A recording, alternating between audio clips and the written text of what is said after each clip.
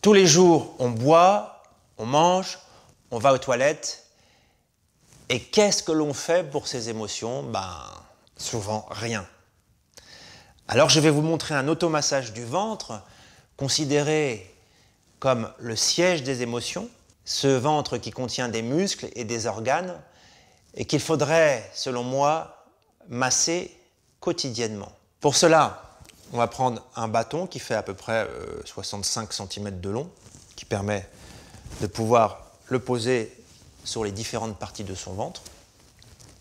Et puis, on va le poser délicatement avec le bras tendu, et ce n'est pas le bras qui va se plier, mais plutôt l'épaule qui va venir en arrière, qui va se relâcher, pour ne pas rajouter de la tension dans le bras à l'automassage que je fais.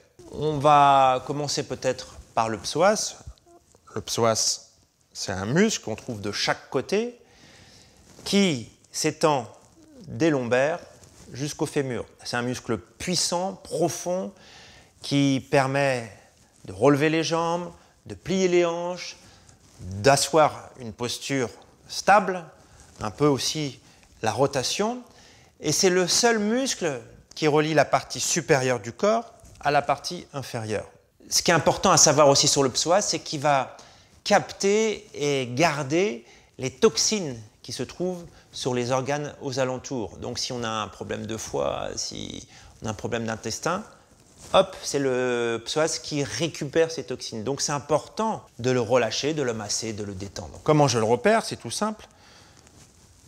Je relâche mon bras et le bâton, et si je soulève le genou et que je suis suffisamment appuyé, je vais sentir une pression dans mon bâton, quelque chose qui se durcit.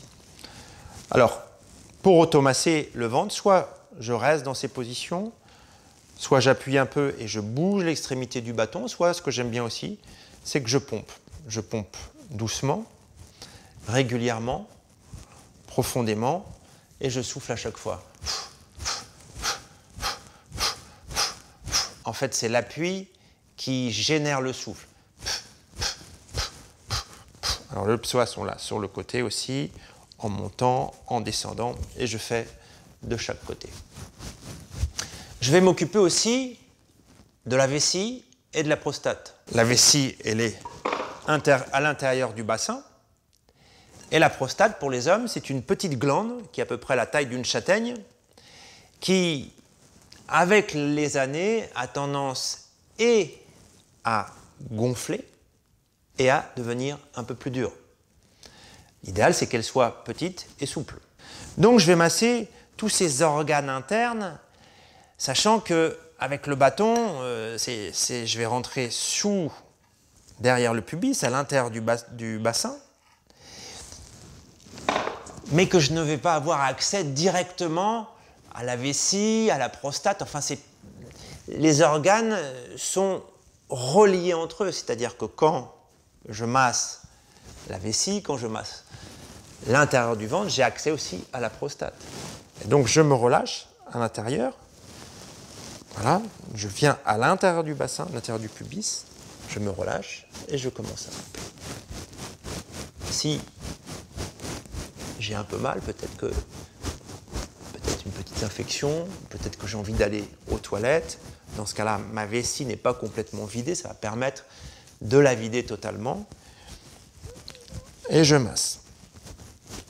Je vais un peu partout. Je peux rester aussi et faire cette espèce de crochet qui me permet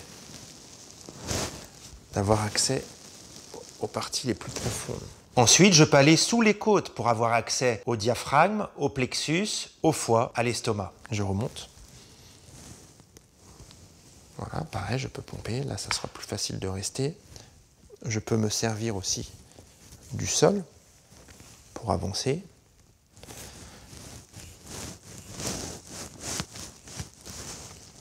Ensuite, je vais venir tout le long de la colonne, de bas en haut, de haut en bas. Et quand j'aurai fini le fait de monter et de descendre le long de la colonne, eh bien, je vais aller chercher après sur les côtés toutes les parties que je n'ai pas massées. Et donc, pour terminer, eh bien, je fais un peu le tour du propriétaire de mon ventre. Et toutes les parties qui me font un peu plus mal après ce passage, eh ben, je vais y rester. Je vais m'attarder sur les parties qui sont un peu plus douloureuses parce que ça va signifier que c'est celles qui en ont le plus besoin. Il ne s'agit pas de passer énormément de temps sur cet automassage du ventre. Mais ce qui est important, c'est de le faire quotidiennement. 5 minutes tous les jours. À jeun, bien sûr, à jeun. Soit le matin, aussi le soir, avant de se coucher, ça permet de préparer la nuit. Voilà, et bien sur ce chemin de l'automassage, je vous souhaite bon courage et à bientôt.